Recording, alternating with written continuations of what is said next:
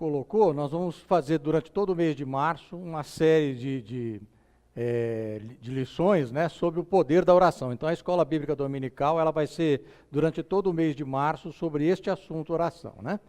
E nós, como o Denis falou na sua oração, Deus colocou no meu coração da gente iniciar esse conjunto de lições sobre a oração com uma investigação profunda sobre esse tema. O que é oração, né?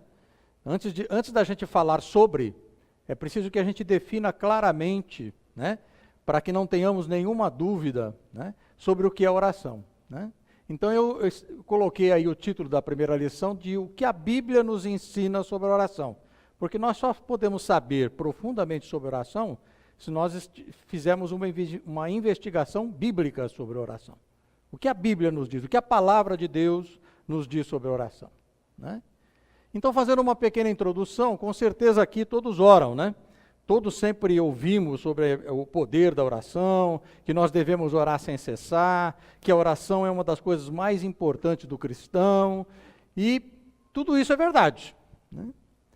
Mas, por incrível que pareça, existem no próprio meio cristão distorções sobre esse tema oração, né? Isso é que me chamou a atenção, né? Ainda há muita mistura, né, de crenças sobre o que é oração, como é que se deve orar, né?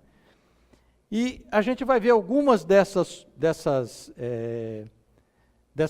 crenças contra verdades bíblicas sobre a oração no slide seguinte aí. Então vamos lá, ó. Não é a oração que tem poder, e é Deus que o tem. É a primeira contraposição, né? Quem tem poder, é a oração ou aquele que faz com que a oração tenha significado e tenha atendimento e se transforme em ação, né? Não é o pastor ou não é qualquer pessoa, né? Em outras religiões era a rezadeira, o padre, né? Enfim, não é o pastor, não é quem ora, né, que tem poder. É Deus que tem o poder, né? A minha oração é tão significativa para Deus como de qualquer um de vocês aqui, como é a do pastor, como é de qualquer pessoa que se dirige com o coração a Deus, né? Não é a oração que move o coração de Deus, como muitos acreditam, é Deus que move as nossas orações, né? A palavra diz que não há nada de bem que saia de nós, né? É sempre Deus que move o bem em nós, né? Então é Ele que nos ensina a orar conforme a sua vontade soberana. E é isso que a gente vai ver hoje, né? Então nada melhor, né, como a oração é o tema central da nossa escola dominical, então nada melhor do que a gente começar nessa primeira lição, né, a entender profundamente o que é oração. Essa é a intenção da lição, né? E principalmente verificar na Bíblia, ou com a Bíblia, que é a palavra de Deus, o que ela tem a nos dizer a respeito da prática correta de orar, né? Então, para isso, nós vamos usar hoje um método que é internacionalmente conhecido, né, e largamente utilizado, né, nas empresas, com cientistas, né, quando o objetivo é entender profundamente um tema. O que esse pessoal faz quando eles querem entender profundamente um tema, né? Esse método, ele determina o seguinte, que a gente faça perguntas sobre o tema, determinadas perguntas sobre o tema. E é isso que nós vamos fazer hoje, nessa lição, né? Nós vamos exaurir o tema oração através de perguntas. Nós vamos fazer uma série de perguntas e vamos respondê-las biblicamente, né? Então a gente vai começar pelo o que é oração? É a primeira pergunta que a gente vai fazer para a Bíblia. O que é oração? Bíblia, me responda, o que é oração? Bíblia, me responda por que orar. Bíblia, me responda como eu devo orar. Bíblia, me responda quando eu devo orar. Bíblia, me responda onde eu devo orar. Quais são as partes indispensáveis de uma oração? A quem eu devo orar? A quem eu devo dirigir a minha oração? Então vamos começar pela primeira pergunta. O que é uma oração? O que é uma oração, gente? Alguém tem arrisca uma definição?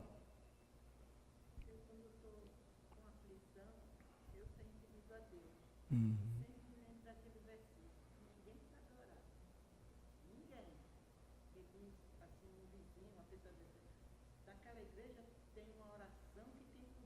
Hum.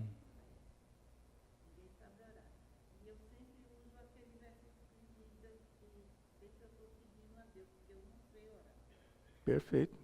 É isso mesmo.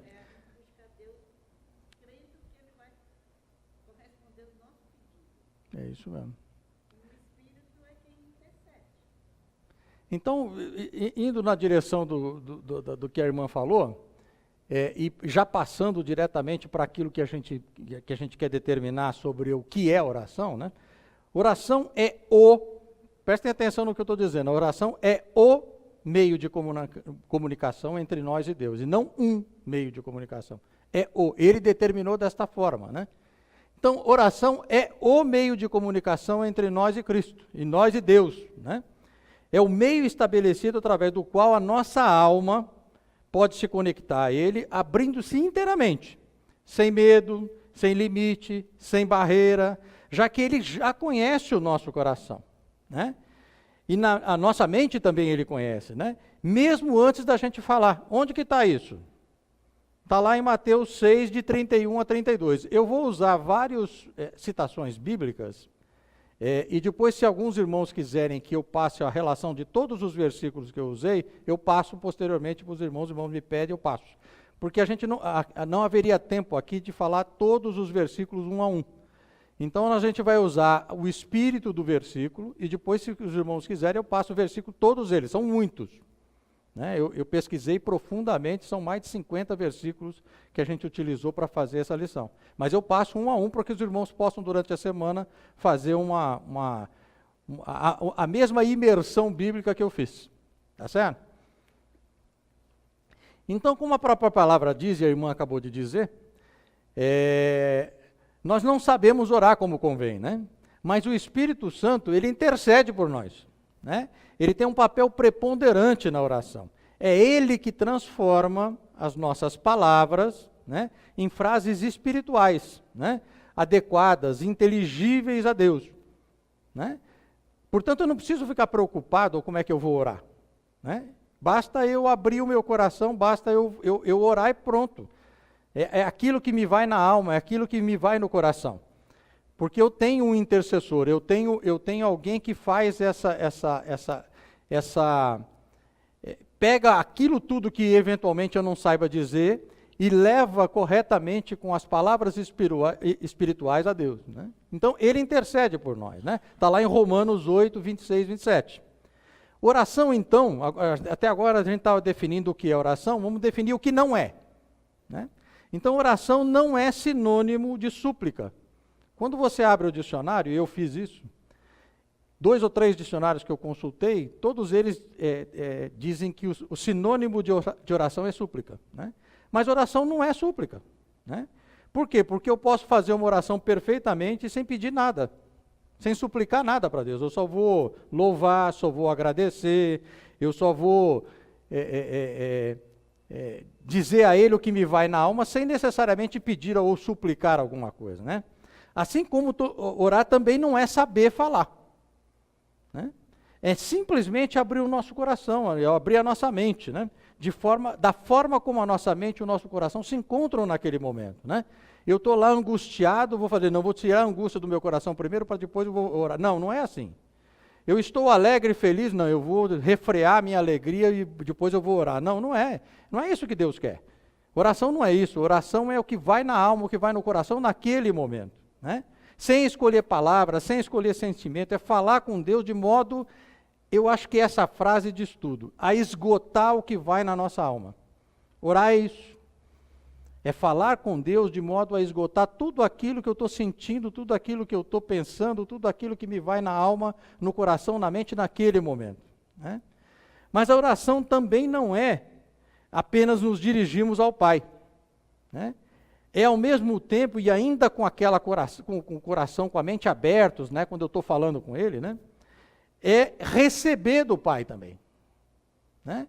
Porque o Pai fala conosco também em oração. Veja a figura lá, né? A primeira figura é a pessoa falando com Deus. e concomitantemente Deus falando com ela, o sorriso.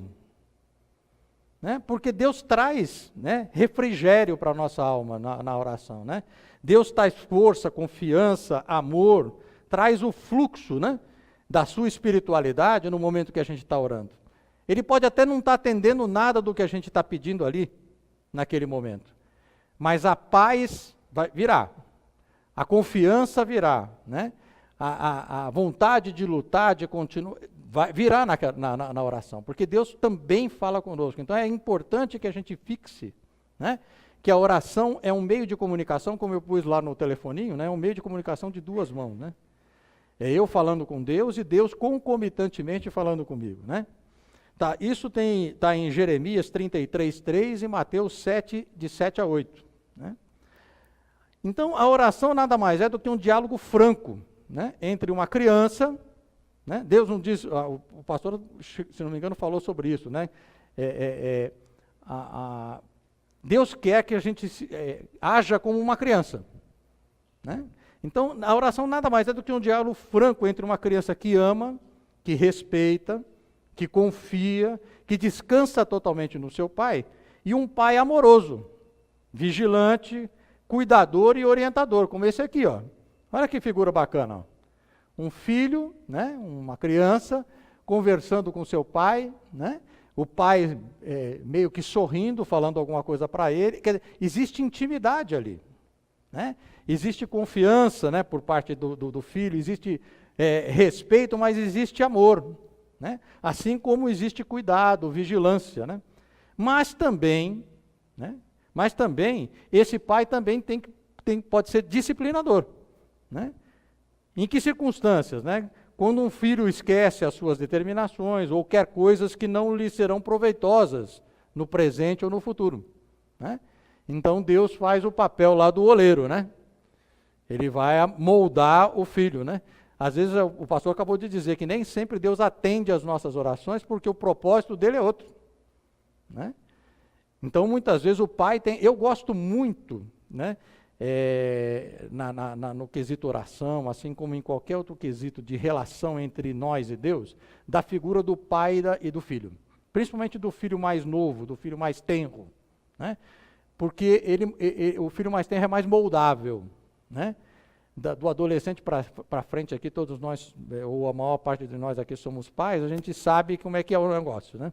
Aí a coisa já se transforma, né? Mas o filho tenro, a gente tem essa capacidade, é bem essa figura mesmo, né? De moldar, né, o filho de acordo com aquilo que a gente pensa, com os nossos valores, né? E a gente sente que essa intimidade é absolutamente necessária, né? Então, resumindo, né,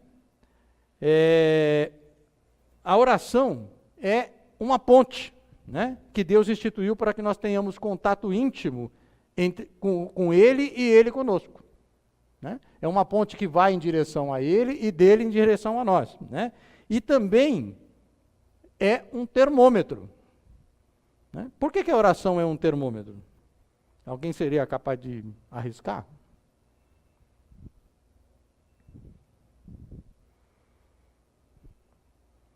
Simples, né? A oração é um termômetro porque quando a gente não consegue orar, ou quando a gente ora pouco, é porque alguma coisa vai mal no nosso espírito. Assim como o nosso corpo tem febre quando alguma coisa vai mal no nosso corpo físico. Né? Então a oração é esse termômetro. Opa, estou orando pouco, porque o termômetro está mostrando lá 39, 39,5. Alguma coisa espiritualmente não vai bem. Né? Assim como, né, o termômetro nos mostra quando o nosso corpo tem algum problema, alguma febre, mostra que alguma coisa errada está acontecendo e a gente precisa procurar um médico. Né? E a oração aí é o termômetro que vai nos levar a procurar mais a Deus. Né? Mas continuando aí, ou exaurindo ainda a questão da oração, por que a gente deve orar? Qual seria a resposta para isso, né? Se orar é o que nós acabamos de definir agora, nós devemos orar constantemente para quê? Para aumentar cada dia a nossa intimidade com Deus, não é isso? Nós não falamos lá que orar é intimidade, né? Por isso que a gente deve orar, para aumentar a nossa intimidade com Deus, né? E dele conosco. Então, oração não é obrigação. Nós não devemos orar por obrigação, como o pastor falou, uma reza, ou mesmo, nem que não seja uma reza, pastor. Aquela coisa de, não, eu tenho que orar hoje. Não é o objetivo de orar, é a questão de bater o ponto. Eu tenho que orar hoje porque todo cristão tem que orar. Não é assim. É, exatamente, desencargo de consciência. Não é isso, né? Não é por obrigação, né? E muito menos, né, por penitência, né? Nós temos aí determinadas vertentes religiosas que usam a oração como penitência. Ah, você errou, pecou, então reza 3 Pai Nosso e 3 Ave Maria, né? É penitência. Agora você imagina a pessoa que é acostumada a orar apenas como penitência, como é que ela gosta de orar? Né? Ela deve adorar orar, né? Porque já pensou, só oro quando tem alguma coisa errada, né? Quando eu fiz alguma besteira, então eu oro, né? Então eu não gosto de orar, né? Porque não tem nada a ver com intimidade com Deus, né? Muitos acham que nós devemos orar para que Ele sempre saiba que o que a gente está passando, que nós o adoramos, que nós estamos gratos, né? Por aquilo que Ele fez por nós. Gente, Ele é Deus. Ele sabe de tudo e de todos. Ele sabe de tudo que vai na nossa alma, muito antes do que a gente possa colocar em palavras, né? Então, Mateus 6,8 diz isso, né? Então, não faz sentido orar para Ele, para que Ele saiba o que eu preciso, para que Ele saiba que eu sou grato, para que Ele saiba que eu o adoro. Então, se não é essa a razão, né? Se Ele já sabe de tudo, né? Por que eu devo orar? Se Ele já sabe tudo que eu vou dizer, se Ele já sabe tudo que eu sinto. O que você acha? Por que eu devo orar se Ele já sabe de tudo?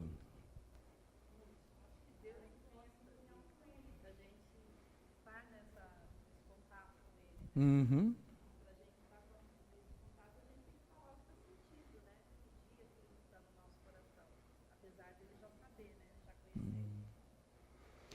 A questão continua sendo, por isso que eu estou forçando um pouco que a gente entre nesse ponto para que fique bem gravado na nossa mente. Oração, a razão da oração, não é o que eu vou pedir, o que eu vou agradecer, o orar, não é isso. Isso Ele já sabe. Já sabe antes de eu pedir, antes de eu agradecer, né? A oração é eu estar entrando cada dia mais, cada vez mais em intimidade com Ele e Ele comigo. Essa é a razão da oração. Cada dia maior, né? É aquele negócio, é aquela coisa do, quando a gente recebe Cristo pela primeira vez, a gente tem aquela, exulta, fica alegre, contente e tal, e ora, e pai, coisa, ora hoje, ora amanhã, ora 2 vezes, 3 vezes por dia. Aí vai diminuindo, não vai? Vai acontecendo aquele esfriamento, né? E o pastor tanto fala, nós precisamos fazer uma...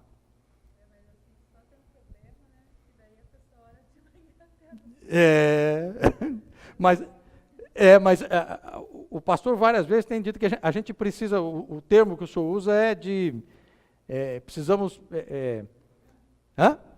avivamento, né? Precisamos de avivamento. Por quê? Porque o avivamento é uma maneira de você retornar ao primeiro amor, né? Uma maneira de você estar em evolução espiritual, né?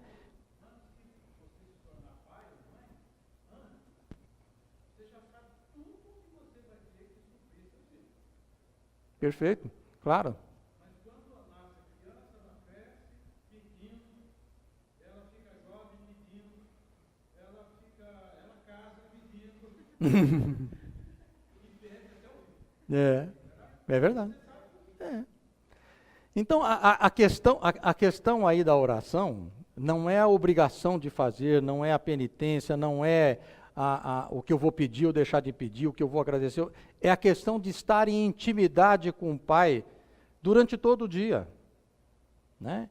É estar em intimidade com Ele, eu me dirigir a Ele não como uma coisa distante, né? Mas como alguém que está ali espiritualmente trocando comigo. Fala, Dilson.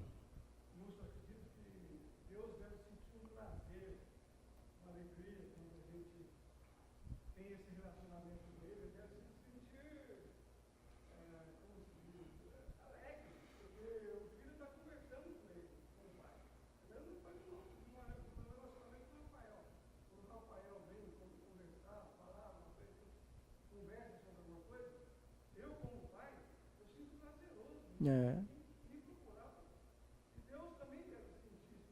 Não tenha dúvida. Não há pai ou não há mãe que fique mais triste quando o filho se distancia, quando não tem intimidade. Vai perdendo aquela intimidade. Chega, entra no quarto, fecha, não fala bom dia, não fala boa noite, sai, vai trabalhar, volta, almoça, bom dia, boa tarde, boa noite, vai. Onde você vai? Não, eu vou sair. Não há, falta intimidade. Deus se agrada com essa intimidade. Do filho sentar do lado, do filho falar, do filho dizer o que vai no seu coração, as suas dificuldades, os seus problemas, e ele ter prazer em ajudar. Porque a palavra diz que Deus tem prazer em ajudar, tem prazer em nos suprir, como diz o pastor, né? Mas vamos colocar, vamos caminhar um pouquinho mais, né? Há coisas, né? Eu perdi aqui. É aumentar constantemente, então, a intimidade. Essa é a razão da oração, né? Por que a gente tem que orar? Porque a gente entrar em intimidade com Deus, né? E Ele conosco, né? Mas não na qualidade de servos, né? Mas na qualidade de filhos, né? Olha a figura lá, olha se não existe intimidade naquele passear ali no campo, entre pai e filho, né? Há coisas que nós falamos, que nós revelamos, que nós pedimos apenas à nossa família, ao nosso pai, à nossa mãe. A gente não pede isso para o nosso patrão, não pede isso para o nosso chefe. A intimidade que eu tenho com a minha família, com o meu pai, né, é diferente da intimidade que eu vou ter na qualidade de empregado, na qualidade de subalterno, né, de alguém no emprego, né? Educadores de todo mundo, né, reconhecem que quanto mais íntimos são pai e filhos, é mais fácil, fica mais fácil a comunicação entre eles. Existe uma relação entre quanto mais íntimos são pais e filhos, mais fácil é a comunicação entre eles, né? Por quê? Porque a intimidade é constante, né? Ela tem como característica a constância. E essa constância faz com que eles se conheçam cada dia melhor. E quanto mais eles se conhecem, mais fácil fica a comunicação entre eles, né? Então, além dessa questão da comunicação, né, é menos problemático, né, para o pai educar o filho. Né, porque o filho já está acostumado com o jeitão do pai, o pai já está acostumado com o jeitão do filho, sabe como lidar com aquelas situações, né? Então, a nossa relação com Deus não é diferente, né? Tão importante quanto a gente aprofundar a nossa intimidade com Deus, a persistência na oração, a constância de estar na presença de Deus em espírito, é que nos traz esse crescimento espiritual, né? Veja que uma coisa leva a outra, né? A oração diária, constante, várias vezes durante o dia, a intimidade que a gente vai tendo com Deus e Deus conosco, né, vai produzindo em nós um crescimento espiritual, né? A gente vai evoluindo, né? Quanto mais nós oramos, mais nós nos tornamos espirituais e menos a gente faz questão das coisas da carne ou do mundo, né? Se nós buscamos insistentemente com Deus através da oração, Ele nos espiritualiza cada vez mais, né? Essa é outra razão para orar, né? Porque quanto mais eu oro, Deus me espiritualiza mais, eu me espiritualizo mais através dessa relação íntima, dessa relação constante, e vou me afastando cada dia mais da carne, e vou me aproximando cada vez mais do Espírito. A oração tem esse poder, né? Porque nós estamos várias vezes ou mais vezes durante a semana, durante o dia falando com Ele e Ele conosco, e isso nos torna mais espirituais. Tá certo, pastor? Veja só as flechinhas lá, né? Quanto mais eu estou perto do meu Pai, quanto mais eu estou em espírito, menos eu estou na carne, porque a palavra fala que o espírito milita contra a carne e vice-versa. Quanto mais eu estou em espírito, em comunhão íntima com Deus, o que acontece com a minha carne?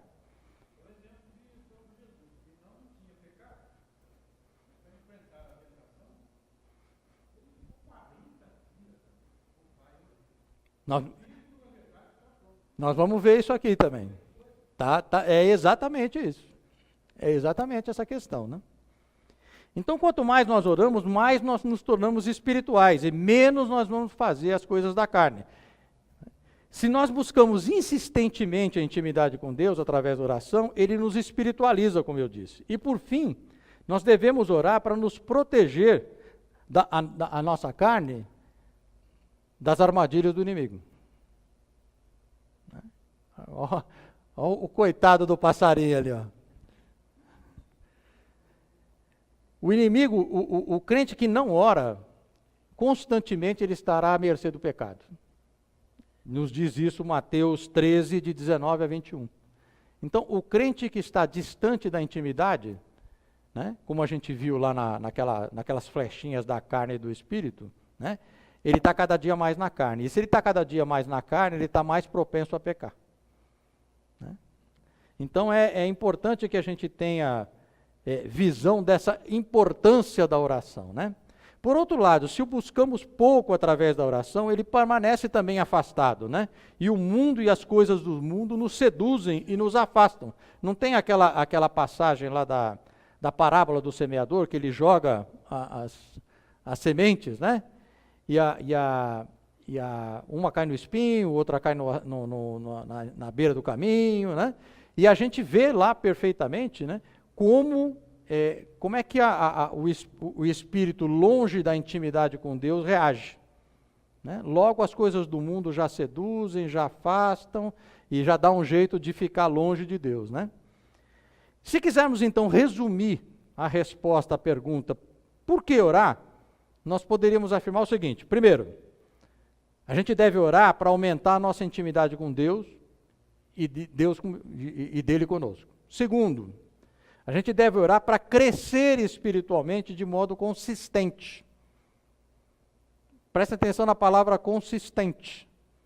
Né? É um crescimento gradativo e consistente. Quanto mais eu oro, mais eu cresço espiritualmente. Quanto menos eu oro, mais a plantinha vai murchando. Né? E terceiro, para nos proteger das armadilhas da nossa carne, né? Ou do inimigo, que está ali com o bocão aberto, para comer, para nos destruir, né? Vamos então à terceira pergunta, vamos analisar a terceira pergunta. Como a gente deve orar? Né? Nós já definimos que orar, o que é orar e por que nós devemos orar. Mas como a gente deve orar?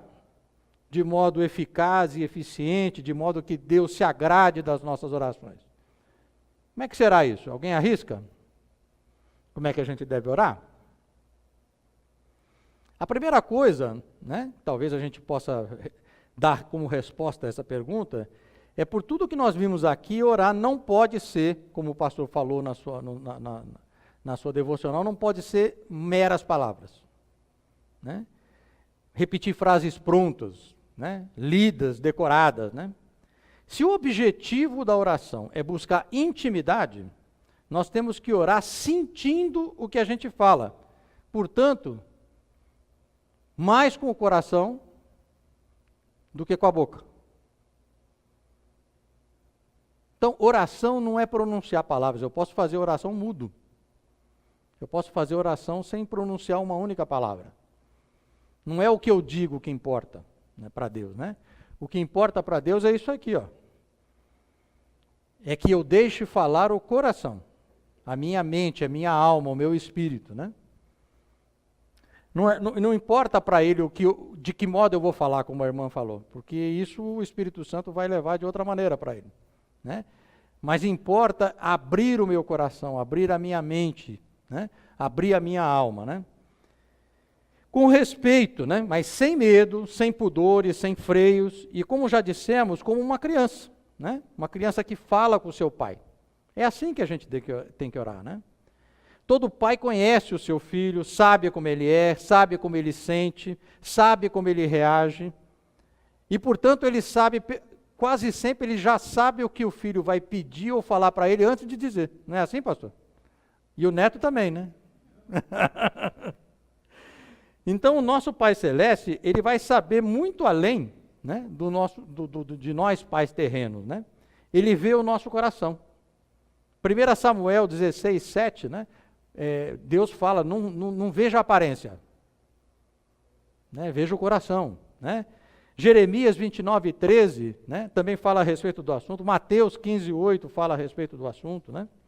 Mas, por outro lado, é indispensável que a nossa oração seja feita com fé. Fé é indispensável, né? A gente precisa ter certeza antecipada de que seremos ouvidos, né? Marcos 11, 24, Marcos 9, 23, Tiago 5, de 17 a 18, falam dessa questão da importância da fé como elemento indispensável da oração. Porém, esta fé, né, que é dita, não é aquela fé de eu vou pedir com a certeza que eu vou receber, como o pastor falou aqui, né? Que muitas vezes os planos de Deus podem ser outros. É a fé de que eu vou ser ouvido. É a fé que eu estou falando com meu pai, expondo o meu coração, pedindo o que eu acho que eu preciso, né? Mas essa fé ela tem que estar alicerçada em 4 coisas. Então, esse ponto é fundamental na nossa lição de hoje, né? Essa fé ela tem que estar alicerçada no conhecimento da palavra, né? Para que sempre a gente peça a Deus o justo e agradável a Ele. Então, o crente que não conhece Bíblia, né, não sabe o que pedir. Tiago diz que pedis e não recebeis porque pedis mal. Né, pedis para os seus próprios prazeres. Não é assim? Né? Então, na verdade, o primeiro pilar da nossa fé tem que ser o conhecimento da palavra. Qual seria o segundo pilar? É o comportamento coerente com aquilo que a gente aprendeu na palavra. Porque de nada adianta a gente conhecer a palavra, orarmos diariamente, né, se o nosso comportamento com as pessoas que nos rodeiam não dá o testemunho daquilo que a gente conhece, sabe e aprendeu. Então o conhecimento da palavra não é o suficiente. Eu tenho que viver a palavra. Você acha que o seu pai, uma criança, por exemplo, que conhece o que o pai quer, né, mas só faz aquilo que o pai não quer, agrada ao pai? Agrada, gente? Não agrada. Então, Deus se agrada daquele que vive aquilo que sabe, aquilo que aprende aqui na igreja. Esse é o segundo pilar. Primeiro, o conhecimento da palavra. Segundo, viver de acordo com a palavra ensinada, né? Terceiro, o pastor falou sobre isso. Submissão da nossa vontade à vontade e sabedoria de Deus. Está lá em 1 João 5,14, Mateus 26, 42.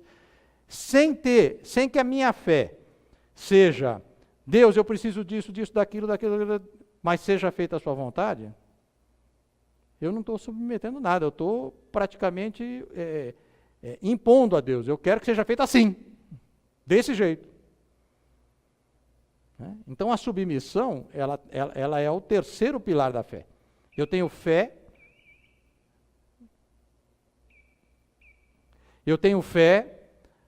mas a minha fé está lastreada na minha submissão à vontade de Deus, né?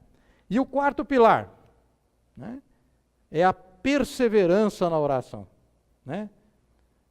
Mateus 7, de 7 a 8, Colossenses 4, 2, 1 Tessalonicenses 5, 17, Salmo 41 e várias outras passagens, né, falam a respeito dessa imagem aí. O degrau da escada é maior do que o menininho, né? Olha a persistência dele para subir. Né? Então, ter fé, mas desistir no primeiro obstáculo, desistir... eu orei hoje, orei amanhã, Deus não atendeu, esqueci. Não vou pedir mais porque não adianta.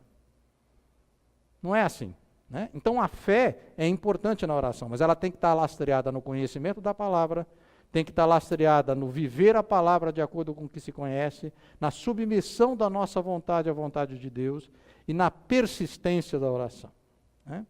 Além de orar com o coração e dessa forma, com fé, né, como nós falamos, lastreada nesses 4 pilares, é fundamental, a Bíblia nos ensina que é fundamental uma outra coisa extremamente importante, né? Orar em nome de Jesus. Né? Porque se o Espírito Santo é o nosso intérprete, né, na oração, como a irmã falou logo no início, Jesus Cristo é o quê? É o nosso advogado. Né? Jesus Cristo é o nosso advogado diante de Deus. Já que pela graça do seu sangue vertido na cruz, o véu caiu. Eu não tenho mais, não existe mais barreiras entre eu e Deus. Né?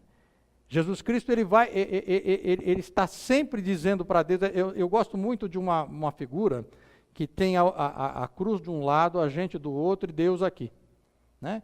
De modo que, como a cruz de Cristo está aqui, Deus não consegue ver o nosso pecado.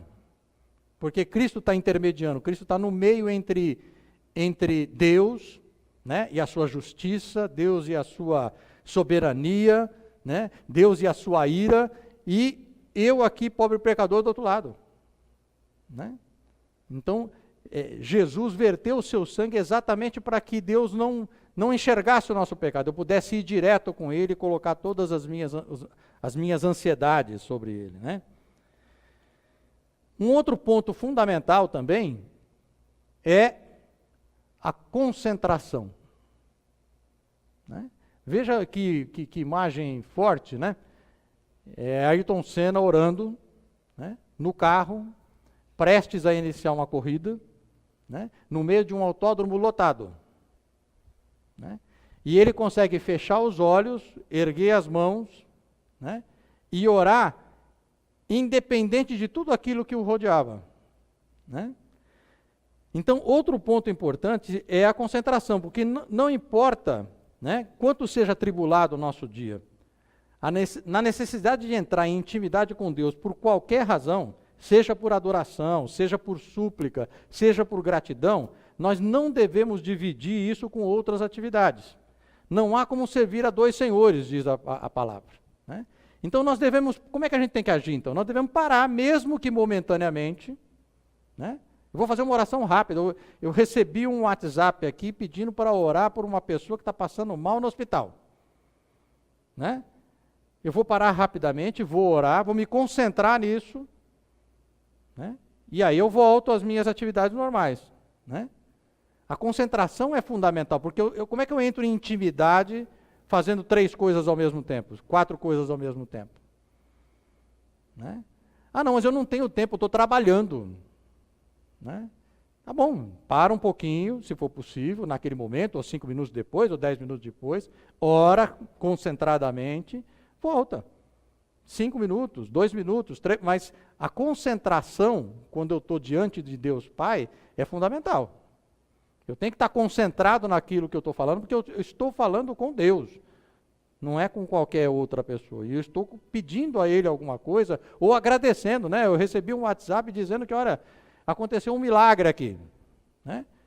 Eu vou orar, somos gratos, Deus, a Ti, por isso, mas eu tenho que parar, eu saio do meu computador, ou faço a minha oração de gratidão, ou faço a minha oração de súplica, e depois eu volto novamente a fazer aquilo que eu estava fazendo, se for o caso. Né?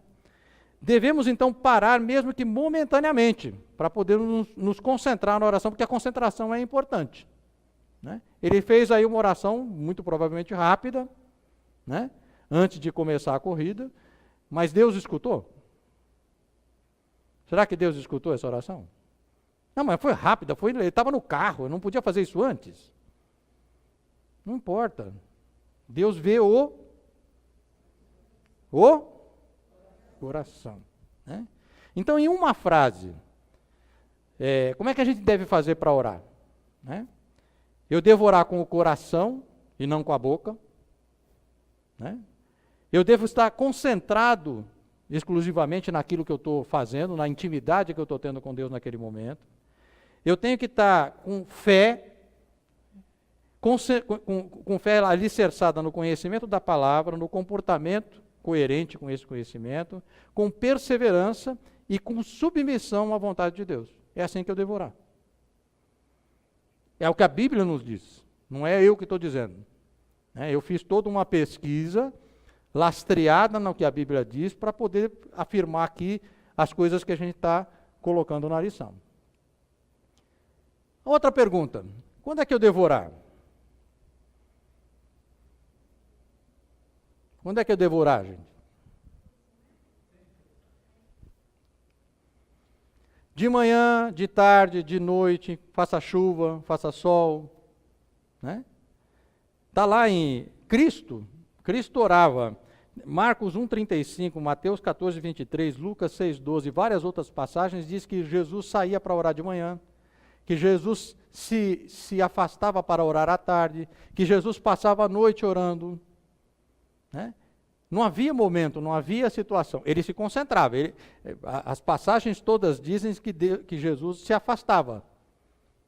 Por que ele se afastava? Porque ele gostava de ficar sozinho? Era para isso? Para ele poder ficar concentrado, para ele poder aumentar essa intimidade com o Pai, né? Era por isso, né? Se Cristo viveu esse tipo de experiência 24 horas por dia, quer dizer, orar 24 horas por dia, a gente espera, a gente avalia que Deus deve cobrar da gente o mesmo tipo de comportamento, que a gente faça a mesma coisa, né? Não apenas por alguns minutos ou uma mera formalidade durante o dia. Não é isso que Deus quer, né? Tudo nós devemos submeter a Deus em oração. Não existe limite para a oração, né? A Ele nós devemos clamar, né, por todas as causas diante de Deus. A gente deve agradecer por tudo, né? Então eu tenho um motivo só para agradecer. Não, eu vou esperar a noite para orar, porque aí eu faço. Não precisa. Eu tenho um momento agora, meu Deus, está acontecendo um problema. Eu paro, oro por aquele problema. Não, eu recebi uma notícia maravilhosa. Paro, oro e agradeço, né? E a gente deve orar no dia mal também, né? Olha só o coitado do barquinho ali, ó. Olha o tamanho da onda. Mas o maior exemplo de quando devemos orar vem do próprio Jesus, do próprio Mestre, né? Como filho de Deus, como o próprio pastor adiantou, né? Ele tinha atributos divinos que não teriam necessidade dele orar, porque ele é Deus, né? Mas ele se humanizou, né? Ele veio em forma de homem, e como homem, ele fez tudo o que um homem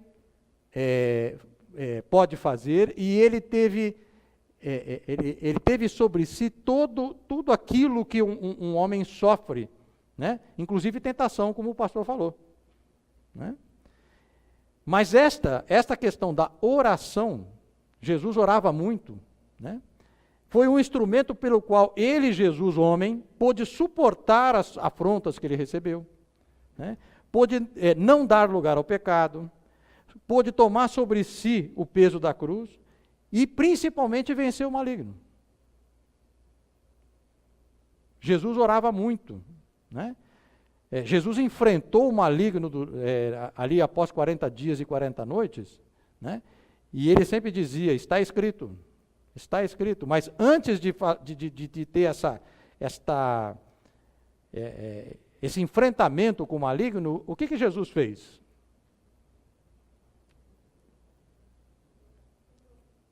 Orou e jejuou. Não é isso? Essa intimidade com Deus Pai, né, foi fundamental. E não foram um dia, 2 dias, nem uma parte do dia, uma oração matutina que foram 40 dias. Né? Então, essa questão da oração, né, está muito estruturada naquilo que o pastor colocou aqui. Parece que nós fizemos a mesma lição, né? Mas ele nos deu, durante a sua missão aqui na Terra, vários exemplos, né, de quando a gente deve orar. Vou dar alguns aqui, né? Quando eu estiver iniciando um projeto, por exemplo, um novo projeto na minha vida, eu vou mudar de emprego, eu vou fazer uma outra, eu vou aposentar, né, Adilson? Vou aposentar. Antes disso acontecer, eu tenho que submeter isso a Deus. Um novo projeto. novo projeto no trabalho, um novo projeto na minha vida, né? Está lá em Mateus 4:1, né? Diante das tentações, eu tenho que... Quando é que eu devo orar? Eu devo orar quando eu vou iniciar um projeto, eu devo orar quando eu estiver sofrendo tentação, né? Coitado do ratinho, né? O ratinho não sabe se come o queijo ou se não come o queijo, né? Ele tá ali doidinho, certamente se fôssemos nós, né, e não o ratinho, nós estaríamos aí orando, né? Terceiro, diante das tribulações, né? Quando eu tenho que orar? Quando eu faço iniciando um novo projeto, quando eu tenho estou diante de uma tentação, quando eu estou diante de uma tribulação, né? Quando eu recebo graças de Deus, né? Eu estou sendo grato a Ele por aquilo que Ele me deu, que Ele me dá, né? A minha família, a minha saúde, a minha salvação, tudo isso é razão de gratidão. Quando é que eu devo orar? Quando eu recebo uma boa notícia, né? Quando eu consigo fechar um negócio, quando eu consigo me livrar de uma situação, né? Para louvar, pura e simplesmente, eu vou orar só para louvar. Olha que coisa maravilhosa, né? Hoje eu não tenho nada para pedir, né? Agradeço tudo aquilo, mas hoje eu quero só te louvar, só te engrandecer, né? Para pedir proteção, né? Quando nós queremos livramento e proteção, está lá em Mateus 26:39, né? Deus nos protegendo de nós mesmos, né? Da nossa carne e do inimigo, né? E para interceder por pessoas que precisam, né, de Deus. Olha uma outra razão importante, quando a gente deve orar, né? Quando alguém precisa de Deus e a gente pode ser o intercessor, né? As nossas quartas-feiras de oração aqui têm sido maravilhosas, porque a gente se concentra em orar pelas coisas da igreja, e se concentra em orar por outras pessoas. Não só pelos nossos problemas, mas por outras pessoas. Então fica aqui um convite para quem não tenha o hábito de vir às quartas-feiras, né, de vir às reuniões de oração, para interceder. Porque essa é uma razão para orar. Com certeza é, né? Alguém assistiu esse filme? Todos assistiram, O Quarto de Guerra? Né? Quem lembra bem do filme, né? O filme é basicamente uma senhora que ela tem dentro da casa dela um quarto, e nesse quarto ela não ora por ela só ora por outras pessoas. E o filme fala especialmente de um casal que estava se separando, tal, só para ter uma visão genérica de por que eu coloquei aqui o quarto de guerra, né? Então vamos procurar vamos responder a um outro questionamento. Nós estamos lá na investigação firme, na Bíblia, lupa, né, em cima da Bíblia, questionando a Bíblia. Bíblia, onde a gente deve orar? Bíblia. O que a Bíblia fala? Né? De preferência num lugar isolado, onde nós possamos estar 100% concentrados no diálogo com Deus e com pouca possibilidade de sermos interrompidos. Jesus ensina, né, em Mateus 6,6, a se fechar no quarto, né? Quando você quiser orar, você entra no seu quarto em secreto, né, e fala com Deus. Não é assim que a Bíblia fala? Né? E ele mesmo, em diversos pontos dos evangelhos, ele se afasta. Quando ele quer estar em total intimidade com Deus, ele se afasta, ele vai para o deserto, ele fala para os discípulos, vamos embora, vai lá, pega lá o barquinho, vai embora que eu vou orar aqui. Né? Ele orava sempre, buscava sempre que possível orar no seu lugar secreto, vamos chamar assim, né? Então, o lugar onde a gente ora, né, nesse lugar secreto que a gente tem, ou que a gente deve ter, né, é que se mede a comunhão de crente com Deus, né? É ali sozinho, né? Não é aqui na igreja, não é no nosso trabalho. Essas orações são várias, a gente já viu que sim, né? Mas a gente tem que ter um lugar secreto. A gente tem que ter um lugar onde a gente possa estar sem possibilidade ou com pouca possibilidade de ser interrompido, e a gente possa se abrir durante um tempo maior por uma intimidade, por uma busca de de intimidade maior com Deus, né? Então é ali sozinho, com as portas fechadas para as coisas que nos cercam, né? E abertas para o Senhor, que ele vai de fato, que o crente vai de fato revelar que a oração não é para ele uma mera formalidade, mas sim um meio que conduz à presença de Deus por um diálogo íntimo, né? Pessoal, restaurador, né? A menos que exista tal lugar nas nossas vidas, a oração pessoal não se manterá por muito tempo, nem de maneira persistente. É muito comum a gente começar fazer uma promessa, vamos chamar assim, né? De que não, eu vou fazer agora uma maneira de orar mais persistentemente todos os dias, eu vou me fechar, eu vou procurar um lugar onde eu possa fazer as minhas orações em casa sossegadamente, mas é aquela história lá do semeador, né? O tempo, a urgência, a família, uma série de outras coisas acabam fazendo com que a gente não acabe abandonando esse lugar secreto, né? E outra vez a gente vê lá a questão do filme do quarto de guerra, né? Porque é bem notório no filme que ela explica, a mulher que veio procurá-la para orar, ela pergunta, mas por que a senhora tem esse quartinho aqui? A sua casa é tão grande, por que a senhora fica, né? É porque aqui é o meu lugar secreto, né? Aqui é o lugar onde eu me concentro, eu fecho a porta, não tem sobrinho, não tem neto, não tem nada, eu fecho a porta e é aqui que a minha intimidade com Deus explode, né?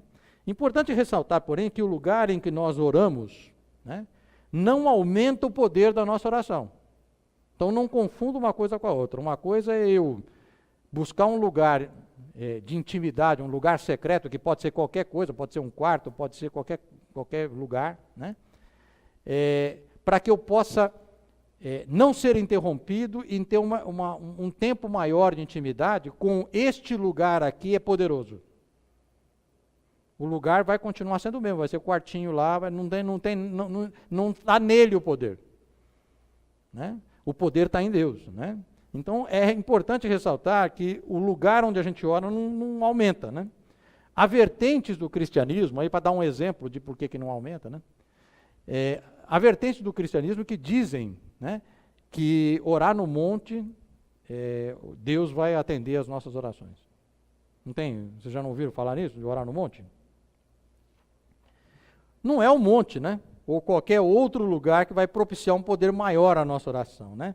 Ou uma resposta rápida ou vigorosa de Deus, né?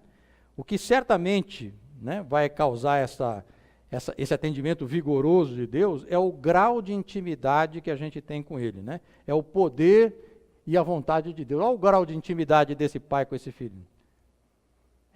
Isso aqui é o poder da oração. Aqui há poder, na intimidade, né? Eu com Deus e Deus comigo. Quanto mais essa intimidade for, quanto maior for essa intimidade, mais eu vou estar próximo de Deus e Deus vai estar mais próximo de mim, né? Esse é o Deus do impossível, né? É o poder da vontade dele, não o poder da minha oração, o lugar onde eu oro, o jeito como eu faço, o que eu falo. O poder não está aí, o poder está ali, ó. O poder não está naquele cajado, não está naquela pessoa, no caso aqui Moisés, né? Mas está lá no Deus do impossível, né? Essa prática diária, né, como já vimos, não invalida as nossas orações rápidas, né? Silenciosas, com objetivos bem definidos, né? Durante todo o dia, em qualquer lugar, quando ocorre alguma razão para a gente orar, né? Mas tais orações, essas orações rápidas, essas orações que a gente faz durante o dia, quando algo merece, a gente tem a necessidade de fazer uma oração muito rápida, né? Não deve nunca invalidar essa oração no lugar secreto. A gente tem que ter essa oração de maior tempo, de maior entrega, né? Partindo para outra pergunta. Bíblia, quais partes compõem uma oração? Há momentos, como nós já vimos, em que a nossa oração tem um objetivo definido, rápido, como a gente falou, e Deus vê o nosso coração, né? Não as circunstâncias. Portanto, são muito localizadas, né? Muito objetivas, com aquele objetivo definido. Deus, eu agradeço por isso, estou lá concentrado em fazer isso, mas depois tenho que voltar às minhas atividades, né? No entanto, via de regra, pelo menos essa oração que a gente fala aqui no lugar secreto, né? Nós devemos seguir o modelo deixado por Jesus, que o pastor já colocou aqui, né? Que é reconhecer explicitamente a soberania divina. Vou apenas passar rapidamente, porque o pastor já colocou isso de uma maneira mais detalhada, né? É reconhecer, né, a santidade divina, né? É reconhecer a vinda do reino, né? Nos submeter, né, sinceramente à vontade divina, né? Então você vê lá que a minha vontade normalmente é contrária, está num sentido diferente da vontade de Deus. Nem sempre isso ocorre, mas quando ocorre, quem que tem que prevalecer? A vontade de Deus, né? E pedir pelas nossas necessidades, né? E da nossa família, né? O pão nosso de cada dia, né? Exercitar o perdão, né? É interessante essa questão do perdoa-nos de acordo com que nós temos perdoado os nossos devedores, né? Alguém já parou para entender o perigo da gente fazer esse tipo de afirmação? Você quer ser perdoada da maneira como você perdoa?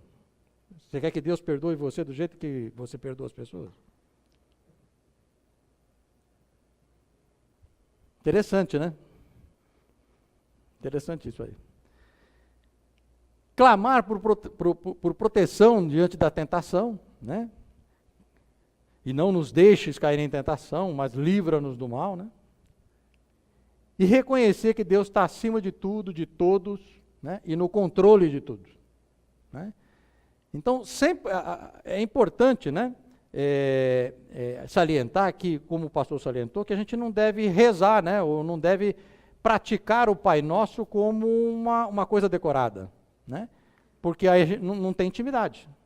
Perdemos completamente a intimidade. Na medida em que eu estou fazendo uma coisa decorada, eu perdi totalmente a intimidade, né? Então fica isso aí, ó. Fica apenas um blá blá blá, né? Pai nosso que estás no céu, santificado seja o teu nome, venha o nome, né? Sem nenhum sentimento, sem nenhuma, né?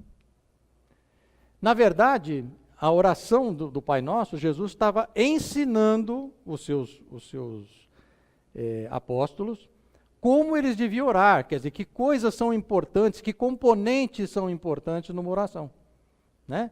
Que a gente acabou de ver aqui, que o pastor também falou um pouco antes, né? Outra pergunta que nós estamos fazendo: a quem nós devemos orar? A Bíblia não deixa dúvidas quanto a essa indagação. Tem gente que tem essa indagação. Eu devo orar para o Espírito Santo? Eu devo orar para Jesus Cristo? Eu devo orar a Deus Pai? Eu devo orar ao Deus Triuno? Né? Jesus Cristo orava para quem?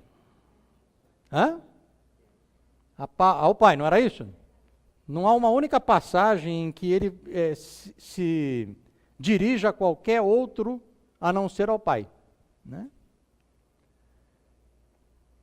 Os patriarcas do Antigo Testamento oravam a quem? Abraão, Jacó, Moisés, Pai, Senhor, né? E os profetas? Elias, quando estava lá na frente dos profetas de Baal, lá orou para quem?